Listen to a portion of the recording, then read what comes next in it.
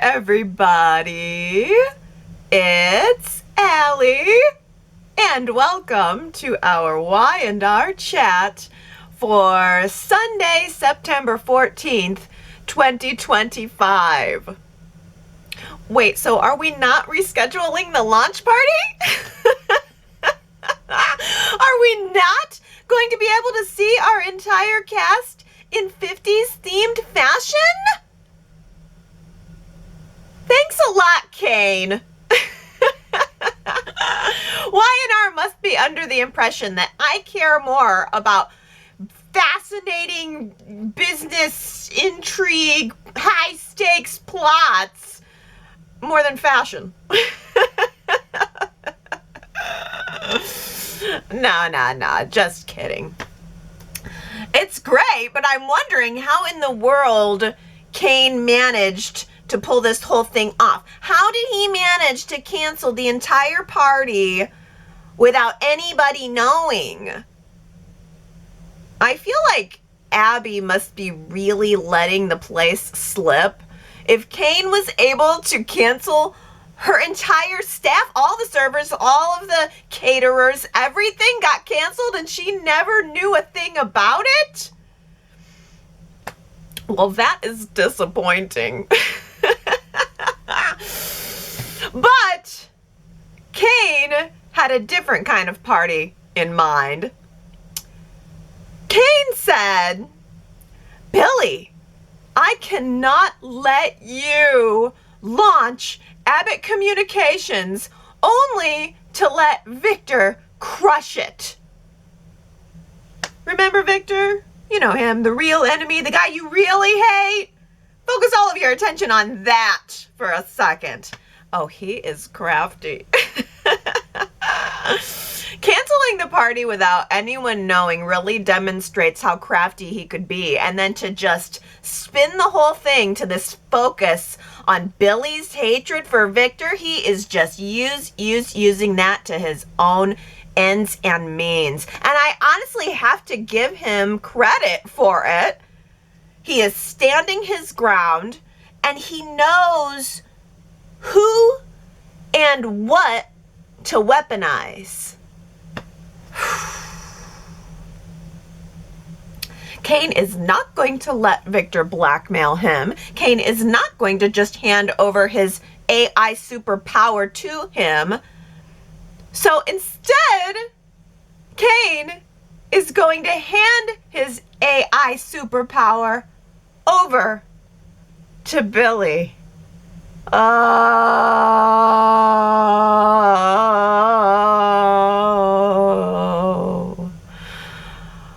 I am certain that Kane knows exactly how foolish this is. In fact, he's counting on it.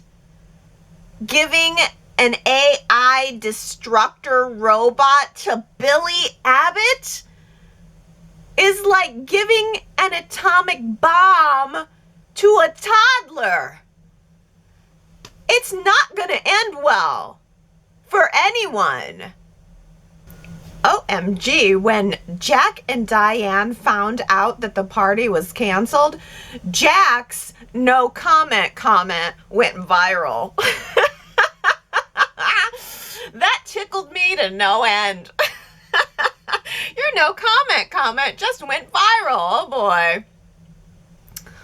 Man, Jack and Diane both immediately went into a tizzy trying to figure out what had happened, and they even had a little argument over it. Diane floated the idea that maybe Billy had flipped sides, that maybe Billy had betrayed Jack somehow. And Jack was immediately offended. He said something to her like, you really don't like my brother, do you? Or you don't think much of my brother, do you? And I just knew right then and there, famous last words, Jack, you are in for another big disappointment.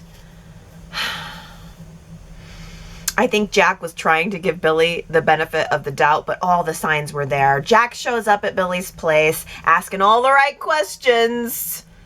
but getting absolutely no answers. I mean, why would Billy start this company and then cancel the launch when he already had his bowler hat on? Dang it. Billy and Sally were the only ones that got to get dressed up. That is the only disappointment here, because everything else about it was great. But, you know, I think it started to occur to Jack pretty quickly that maybe Diane was right. Maybe something did happen with Billy. He's being evasive. And Jack tried to force the issue by reminding Billy that he's the investor. And Billy really just snapped. He had had it. I think the pressure had just finally gotten to him. And he said, fine, Jack, go ahead. Pull the funding. Pull the funding, Jack. I mean, it was almost like a gambler saying, I'm all in. I'm just going to go all in. And Jack called his bluff, if it was a bluff, because Jack said, fine, I'll pull the funding. And you can take the Abbott name off the door, too. Why don't you just go ahead and rename it Ashby Communications? Oh, man, that scene. I mean, that was probably the scene of one of the scenes of the week, really. Billy and Jack. It was just brutal, but in the best way for watching drama. I thought it was just really well acted, because I could feel for both brothers, even though I am definitely more on Jack's side. I definitely more lean toward Jack's view, but I could also feel Billy's desperation. You know, I felt Billy's desperation and Jack's fury, and it was just awesome. It was such an awesome, highly intense confrontation between them. Of course, I mean, you know, Jack's probably saying, I'm done with Billy, and he said that 100 other times. And I think it really could have all been avoided. I think that Billy really made a mistake in not just telling Jack what was going on. That would have been the move. I mean, what if Billy would have told Jack what was going on and Jack was into it? I mean, Billy immediately saw this as something that needed to be hidden. But maybe not. Maybe Jack would have been into it. I mean, Billy could have laid it out exactly in the same way that it was laid out to him. Victor is coming for Chabot and Abbott Communications. This AI would destroy our companies. But here's the idea. I can flip it. We can work together. We can save the day. Maybe even give Victor a taste of his own medicine. But Billy didn't do that, and I think it was a mistake. Jack and Diane have both been looking for a way to get back at Victor. And even if Jack had decided that he didn't want to go that far, I have a feeling that Diane would have been all for it. But by not being honest with Jack about it, he's now isolated himself from his family and from his main funding source. Billy just always thinks that he is in control. I think that's just how an addict thinks. I got this. I can handle it. I can control it. I can do a little bit of, you know, I can be underhanded a little bit. It won't drag me under. It won't drag me under. And then before you know it, you're drowning.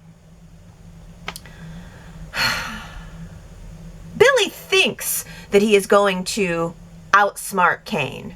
He thinks that he is just going to take the AI and turn around and blackmail Victor with it. He thinks he's going to say, okay, well, give me Chancellor and fund Abbott Communications. Be my new funder for Abbott Communications. And then I won't unleash my AI robot that will destroy your empire in the blink of an eye. But, I mean, it's never going to be that clean. You know it. You know it is never going to be that clean. Billy is showing up on Kane's train next week, looking almost beaten down by his own internal battle. I mean, he is looking like this has torn him apart. And yet, he looks resolved. He looks like a man who knows exactly what he is going to do. And he looks like a man who believes that this is the only thing he can do, which is compelling as all heck.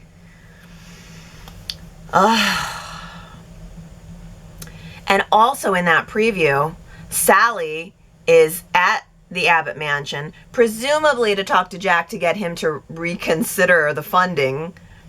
And she's also instead getting a chance to talk to Diane, and Sally's telling Diane that Billy's off right now making the biggest mistake of his life. Oh. It's so dramatic! I mean, the argument is all there that Billy could have been in with Jack. I mean, if he told him that he was planning on just blackmailing Victor with the AI, not even planning to use it, I mean, Jack could have been a partner, but it would have been so much less tension. This extra tension is really so very exciting. And I have to say, Sally has really earned back my investment in her character this week. Oh man, she was phenomenal. Sally was the only one who was making any sense. And yet, she was so compassionate and understanding of Billy. And yet also so very assertive of her own needs. She said, I left a thriving career with my name on it to help you launch Abbott Communications. I don't need this. We don't need this. And in fact, right before the event that didn't happen, which shall not be named from here forward because it only makes me feel sad. Right before the event, Billy gave Sally a gorgeous Catherine Chancellor heirloom brooch and told her, it's our company. He referred to it as our company. And now he's gone and gambled it away behind her back. Abbott Communications is no more. He lost the funding. That means she has no job. Unless Jack either changes his mind or, slimmer margin of possibility, Billy actually is able to pull this off. Sally Spectra is the only one who seems to understand that if Kane created this AI and Kane's not going to use it, then why can't Kane just destroy it? Instead, Kane is pitting everyone against each other, making everyone else do his dirty work, and they're falling for it. They're lining up.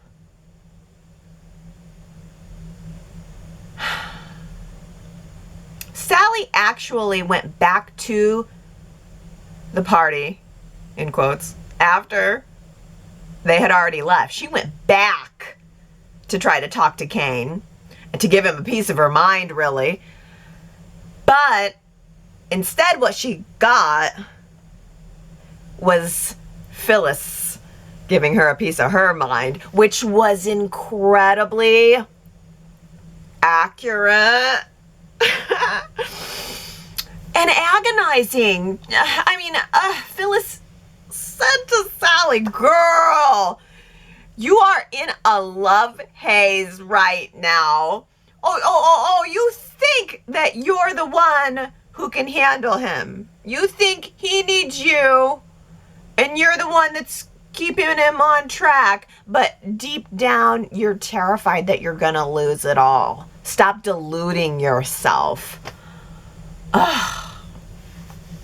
I mean, I happen to agree with that. That's sort of the trap. Phyllis was naming the trap of what it is to be with Billy. I mean, Phyllis has been with Billy too, but all the women that Billy's with, every woman that Billy's ever been with, has been in this exact position.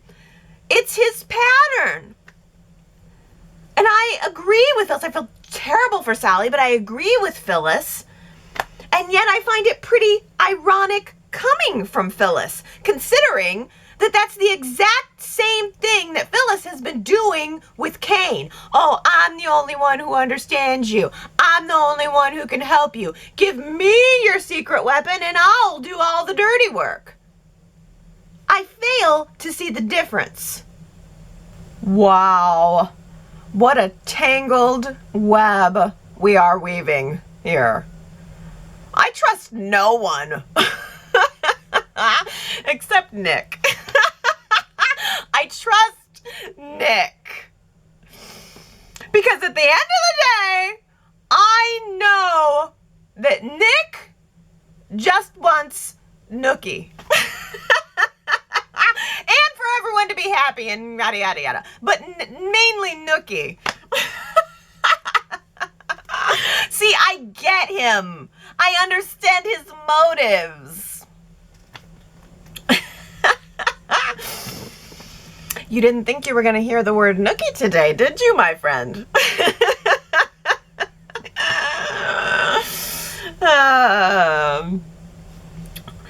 Honestly, I was so happy to see Sharon on my screen this week.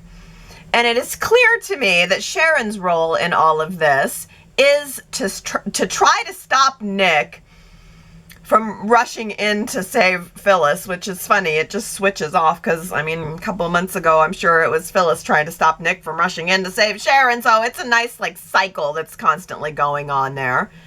But at the same time, Phyllis is in trouble. She is.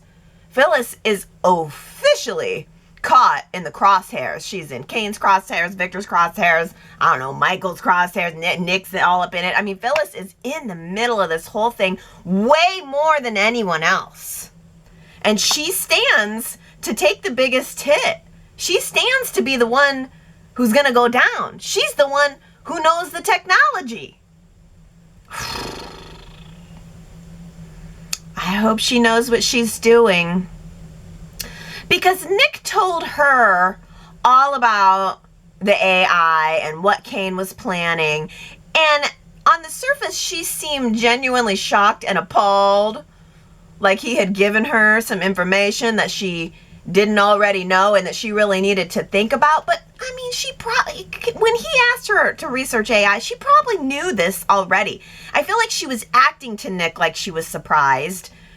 But she really already knew. And I don't know. I don't know where Phyllis stands. That's the interesting thing about it. Because Phyllis came rushing into the canceled party. And I thought, oh, good. She's going to let Cain have it. Because she had just come off this conversation with Nick.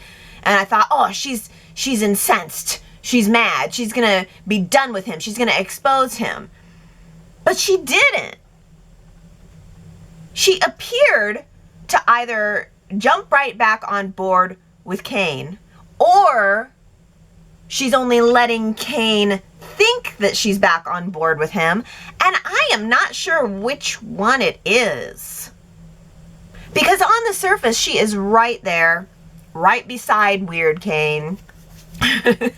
Being weird. Cain being weird. She's right there for it. But then she's telling Nick to trust her, to just trust her. She knows what she's doing.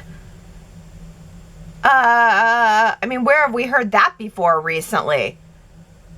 I feel like Phyllis and Billy are both stuck in this cycle of trying to justify having anything to do with Cain. They both see him as a means to an end. But does the means justify the end? Do the ends justify the means? I don't know.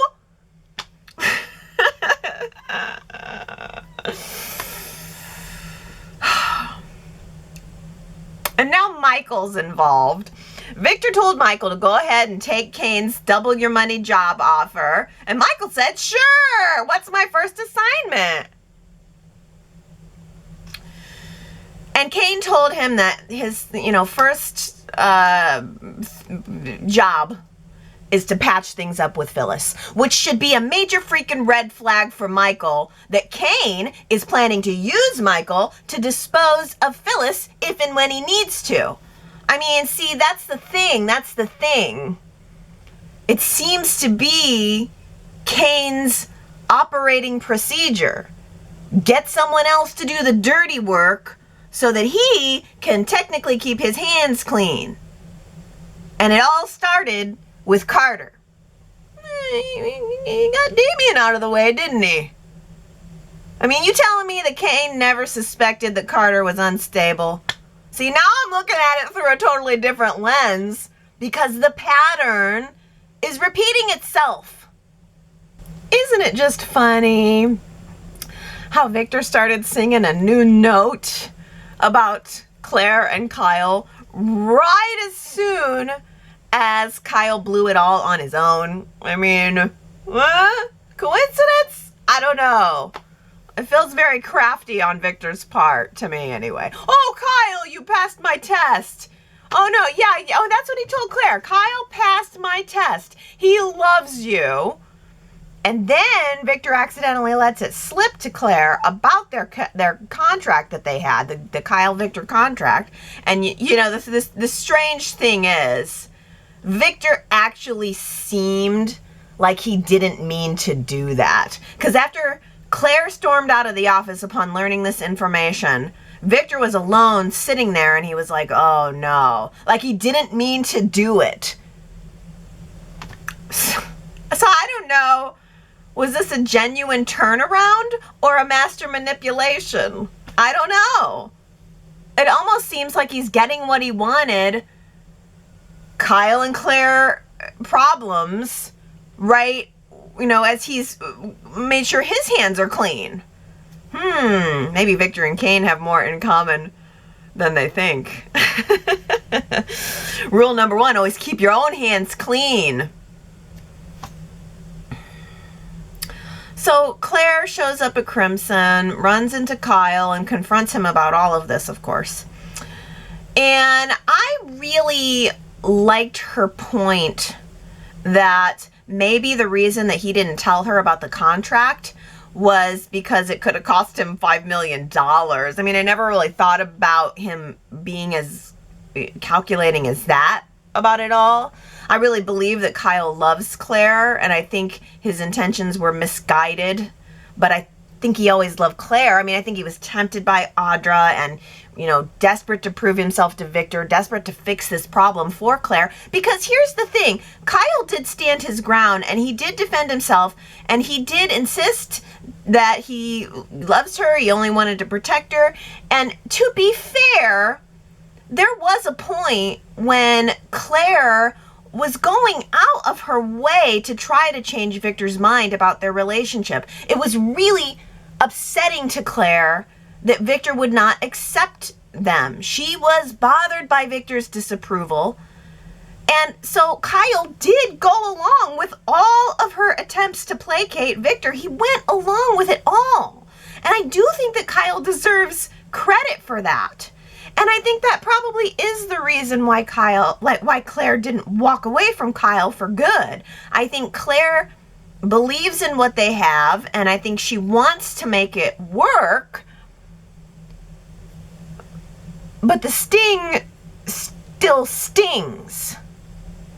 We are definitely being reminded of who Claire was, possibly is, big time. Oh, sure. She's a lovely new heiress in her gorgeous clothing and hair jewelry. She is always poised and controlled, but we are being reminded of what she is truly capable of. Audra seemed concerned that Claire might try to harm her. But I'll tell you what would be a fantastic twist is if Audra started trying to make it look like Claire was trying to harm her, like an old-fashioned gaslighting. A good old-fashioned gaslighting? Yeah. Audra starts setting up Claire with small things, and then who knows, maybe even frames her for her attempted murder. I just think that really could be what Audra is planning right now already. And I like it. Holden is on a campaign to keep Audra away from Claire, and Kyle is on a campaign to keep Holden away from Claire. That's a nice circle right there of everybody trying to protect Claire. But Kyle, is right. I think Holden is right, but I also think Kyle is right. Kyle did tell Claire that Holden wants her, and then like 5 minutes later, Holden admitted it. Whoa, wait a minute. Mariah tried to kill a man? Tried? You have got to be kidding me. Pillow Man didn't die? Mariah only tried to kill him, but didn't succeed? Well, that changes everything. The stakes of the story are completely gone. There is a huge difference between I killed a man and I tried to kill a man. It's a world of difference. So,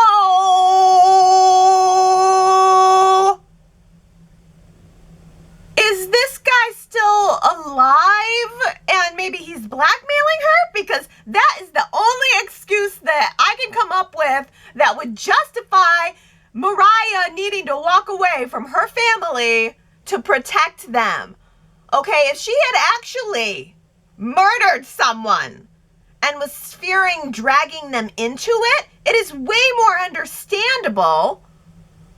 But if that guy is alive and walking around, then that means that all we have been doing is wasting time to make room for the Tessa and Daniel love connection. Nothing more. That's it. It was all about Tessa and Daniel. Breaking up Mariah and Tessa so that Tessa and Daniel could fall in love. Mariah came back from her business trip acting all strange in June. It is now September. That is 3 months of dragging it out with nothing but crumbs of a plot. Just crumbs of a plot here and there. And now all of a sudden, 3 months later, it's I almost killed a man. Big deal.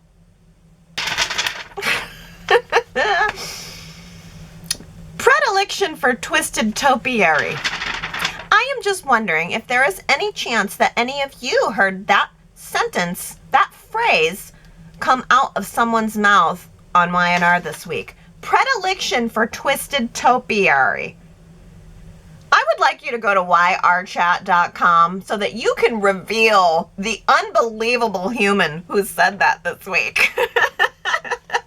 And you will understand why that is the Who Said It quote for the week. Predilection for twisted topiary. You have got to be kidding me. Oh, boy. Well, here's a happy note. It's Juanita's birthday on the 19th. Juanita, I haven't heard from you in a little while, but I know you're still there, so I feel comfortable. I feel safe. I know Juanita's there. Just being all busy living her life. Well, Juanita, I hope you have a beautiful birthday. You should stop by this week and tell us all about it. And tell us what you think about this Mariah nonsense. Oh, goodness. Well, Calmness says, after weeks of feeling fairly ho-hum about the Y&R storylines, in one episode, Mariah and Tessa had me captivated. These two are such excellent actresses and scene partners. Please, Y&R, give us more of them, and let's find Daniel someone else. Well, Kamna, I agree with that. Here's the thing, am I the only one that's still rooting for Mariah and Tessa? Me and Kamna are the only ones still rooting for Mariah and Tessa? I think that's a good poll question for the week. Are you rooting for them to reunite, or are you just ready to break them up? I don't know. I don't know what it is. I just feel like their love story is long and hard fought, and I don't know. I'm rooting for them. And even though I like Tessa and Daniel, I don't know. I'm rooting for the girls, honestly. But I do appreciate the musical interludes. Connie says, with all the excellent scenes today, my favorite was the opening sequence of a song in the park. With or without romance, I want to see more of these sing-along moments. Tessa's voice is so beautiful, isn't it? She's got this sort of, I don't know, sort of retro quality. It's so earthy. It's so down to earth. She's down to earth vocally. Her down to earth vocal stylings are very appealing to me. Yeah, she's just a soft and sweet voice, and yet I know she's got some pipes and can sing it bigger. And it takes a lot of control to sing the way that she does. And apparently, Daniel's quite the guitar player now. And yes, I did appreciate that that musical opening to the show. It was very nice.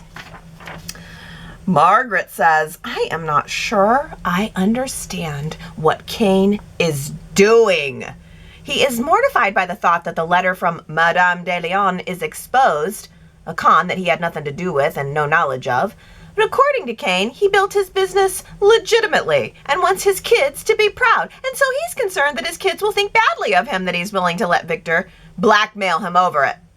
But then he turns around and has AI software developed so that he can essentially steal companies out from under their rightful owners. Not only unethical, but totally illegal. Because that's somehow A-okay? I don't get it.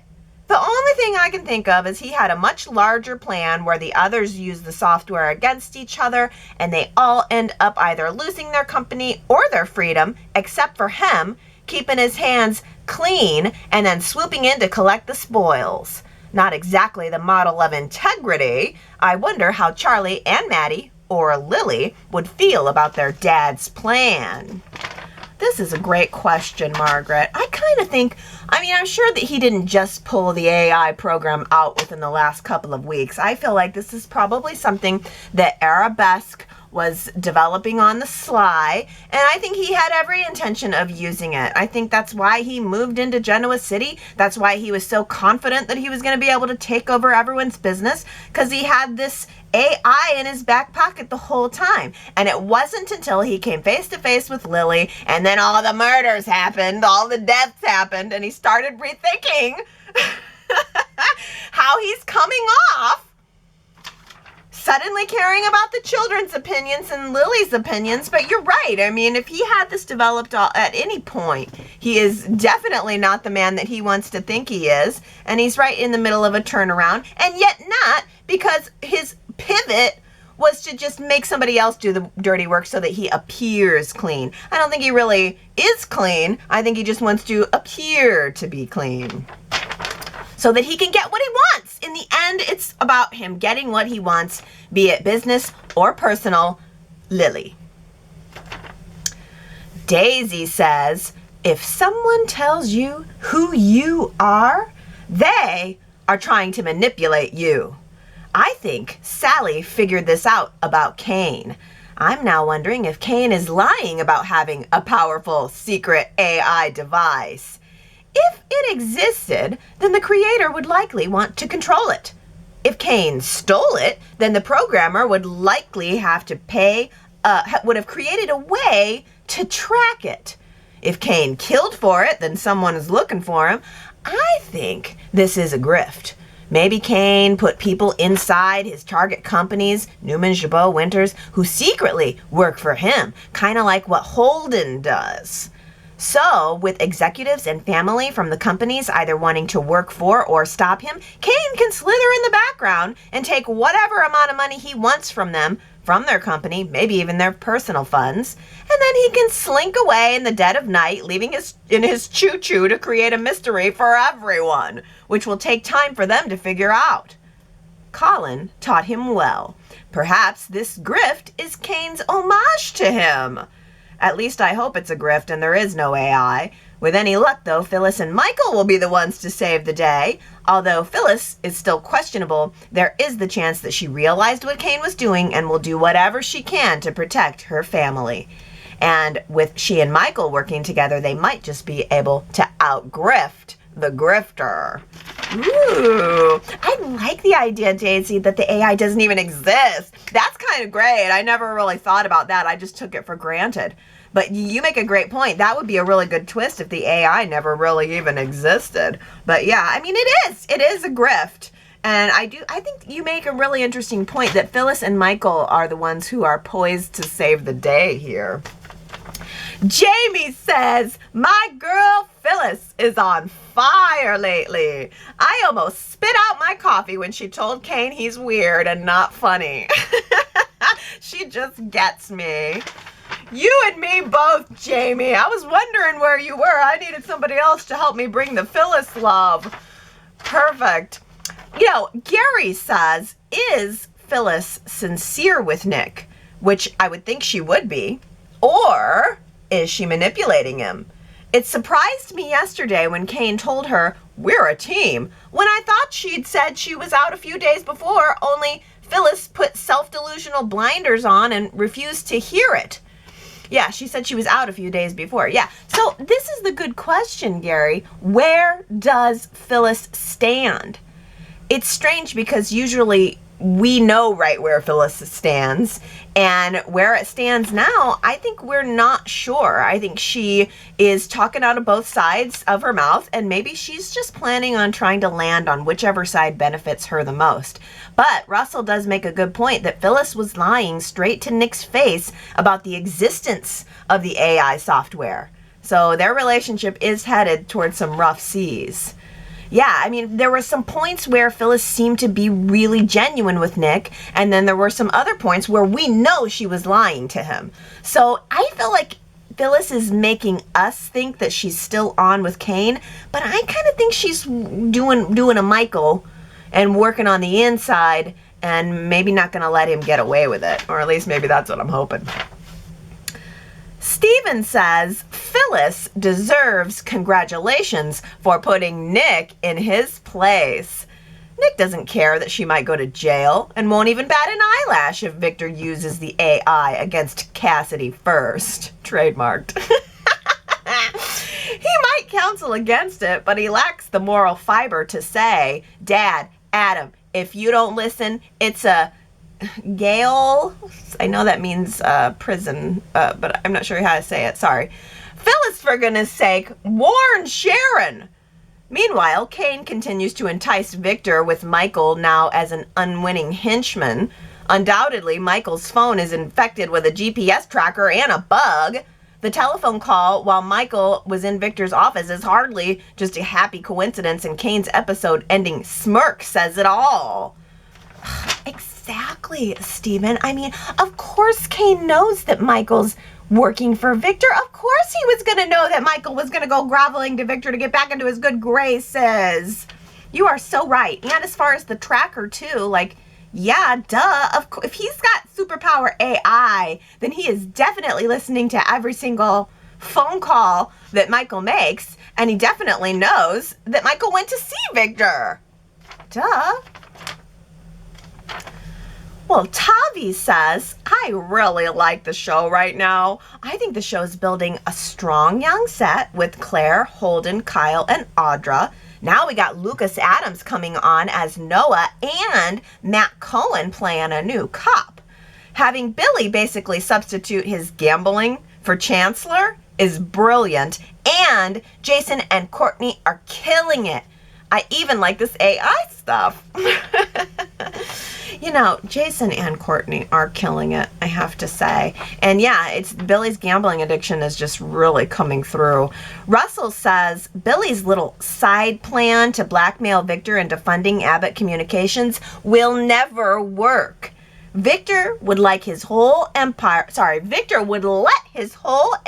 crumble before caving to any of Billy's demands. Billy came up with that little gem while he was thinking last night. More like drinking last night. Passed out on the couch like that. I was surprised to see his pants were still dry. You know, that's the other thing, too. It's like Billy didn't come to this conclusion after a night of thinking. You're right. He came to this conclusion after a night of drinking. He is infuriating. Infuriating. Russell also says, Sally slammed Billy and didn't even mean to. Oh, I was dreaming. You always are. That was an amazing moment. And it really endeared me to her in a new way because, I think she sees it all. I do. I think Sally does not have blinders on. I think she sees it all. She is choosing to stand by her man. She is loyal to him. She understands him in her own way. She understands the situation of the day. There may be other people who understand Billy better on the overall, but she's been there right with him through all of this. We saw that flashback. He's the one she was talking to. She's the one that he was talking to when he was confiding in her about having lost Chancellor and his feelings about Jill. And dang it, I was watching that flashback scene and I'm like, okay, Billy, you have a reason to be mad at Jill. No doubt about that. What's it got to do with Victor? Jill sold the company, Victor bought it. How can you be mad at Victor for buying the company? If anything, be mad at Jill. Brent says, Thursday's episode had a lot to say about the power of addiction. Jason Thompson is totally believable, pathetic, and helpless as he portrays Billy sinking further into its grip. And Courtney Hope as Sally brought it too. She genuinely loves Billy, but she doesn't have the power to help him. She's realizing that now, scary and real. She's realizing that now it's scary and real. Yeah, it's scary and real, and she's lost her future over it. Steven says, a core aspect to addiction is repeating unhealthy behaviors despite negative consequences. The result of a neurotransmitter pathways making it difficult or impossible to stop, even though the person knows there will be devastating consequences. Jason's portrayal is exceptional, as is Courtney trying to understand, help, and even go along with her loved one as he tells her, this time it will be different. I am hooked to this storyline. So true, so true. And Glenn says Phyllis's dissection of Billy and Sally's relationship was so cold, clinical, and cutting that it left Sally utterly speechless. You could literally see the realization dawning on her face, like she's suddenly aware that she's still a novice in this town, and these people know her boyfriend better than she does. That's the heartbreaking thing about it, but I have to say again, suddenly I am all in on Sally's Spectra. This week she got the material to really drive it home. Russell also says, poor Sally, she's trying so hard to get through to Billy about the dangers of Kane's AI plan. He will never give up on Chancellor. She is going to have to realize that she has to grab her toothbrush and walk out the door. Forget the toothbrush, just buy a new one. Well, that's interesting because I asked you guys last week if you think Billy and Sally are hot or not, and the majority of you, 76%, said not. So I'm going to assume that the majority thinks that Sally should grab her toothbrush and run. But we had a nice vocal minority this week. Astra says, I'm in the minority, but I like Sally and Billy together. I don't think they're an endgame couple, but I enjoy them together for the moment. I think they have good chemistry, and I do like that they were friends before getting together. I do wish Billy would stop obsessing over Chancellor, though, and not take Sally for granted. And Marianne V says, I voted yes, I like them together, but Billy should be more attentive. Yeah. So most people are like, or these majority, or the minority is like, I like them together, but he needs to be doing more. Tony, though, says, I thought I would be the only not vote, but apparently not. They just don't spark. As Sue W. explained, they are each hot, just not really together. Well, let's talk about the fashion gala that didn't happen. Naomi says, I heard Bobby Vinton singing Blue Velvet anytime Sally was on screen. She looked so beautiful, and her eyes were blue velvet when she had tears in her eyes. Phyllis cut her deeply. Ugh. I know, the beautiful tears in her. I got so many gorgeous screen caps of Sally this week. The dress was just like, ugh. Gary says, look closely at her 50s black Jessica Rabbit gown. It's midnight blue. Gary, I kept trying to, I don't know why I never thought of this before, but you're so right, it's Jessica Rabbit. If the gown had been red, it would be Jessica Rabbit, but the hair was very Jessica Rabbit. Oh, good. Oh, but we got to talk about that Sally's rug dress. Cannot let some time go by without talking about Sally's rug dress. Sue W. says, I've surprisingly, fashionista that I'm not, come to like most of the fashion revamps easing into characters since Summer and Nice, but not Sally's. What was with that tired dress and little girl hair bow with cheapo earrings, apparently from Claire's? The preteen jewelry mecca, not the character. Sally's supposed edginess has always missed the mark for me. The actress is fire, but something's always off with the character's presence that should be bold, not yesteryear's attempts. OMG, Sue W. I'm so glad that you mentioned it. I mean, the thing is, like, that retro rug dress blew me away. But I agree, it wasn't exactly Sally. Like, I want the dress. I was like, oh, I want a dress where I look like a walking rug. But the Little House on the Prairie hair bow, no. She does that from time to time, and I don't love it. But I always want to give credit to her stylist, because I do feel like when it comes to Sally, there is always something to look at, whether it's, you know, good, bad, or debatable. There's always something there.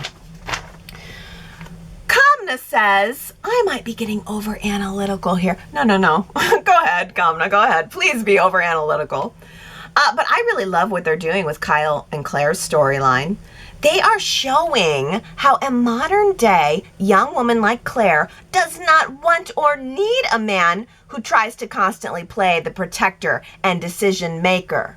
Kyle is, after all, a 21st century Victor Newman. But unlike Nikki, I'm hoping Claire's love can't be bought simply with grandiose gestures and I was doing it to protect you, baby lines. Ooh, Kamna, that is so good.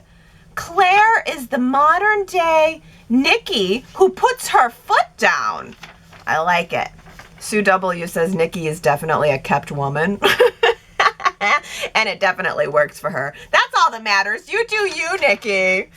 Yeah. I hate to admit it out loud, but yeah. Russell says Claire had absolutely no hangover at all. Her face was fresh, supple, and not swollen, and she had no apparent headache or tiredness. My hangovers had been a different story. You know, I was thinking that. She was in Victor's office looking gorgeous the next day. I think she should have had a hangover. They should have done that. I don't know. Maybe, again, you know, realism. This is a soap. I mean, they wake up with beautiful makeup on. I guess they don't get hangovers either. But Russell also says Claire's face said it all when Holden admitted he had feelings for her. She loved it. She is going to be riding Holden into the sunset by Friday. Piggyback. What did you think I meant? Yeah, maybe. I mean, it's going to be a little harder for her to scrounge up that forgiveness for Kyle when she has hunky Holden on the line. Oh, final topic. Sharon W. says, Esther, we love you. And Gary gives us a little bit of trivia here. Garivia. Gary says, Esther was originally hired for one day. Dinner is served. But she started doing so much shtick when the cameras rolled that instead of firing her, they brought her back for an encore. And the rest, dear chats, is history. Dang! I mean, Kate Linder is the original, wanting it bad enough that she got brought in for Dinner is Served and parlayed that into an entire role. I mean, good for her. It's really amazing. And honestly, I think a touch of Esther has been really good for the show. I mean, it is so clear that Kate Linder loves Y&R and wants to be a part of Y&R. And I am grateful that Y&R still finds ways to incorporate her. Now, it took me a long time to grow to love Esther. Honestly, it was a process. I didn't always love Esther, but now when I see her on screen, I genuinely do feel happy, and I genuinely do look forward to whatever simple bit of, wisdom or humor, whatever it is that, spills out of her mouth and into your coffee cup. And that is a Y&R chat. I hope that you guys had fun. And I hope that you go to yrchat.com this week. Check out those beautiful photos of Sally. It's all the photos of everything.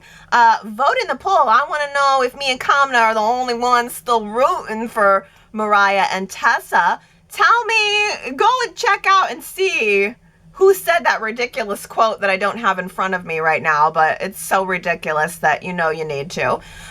And leave your comments about the show.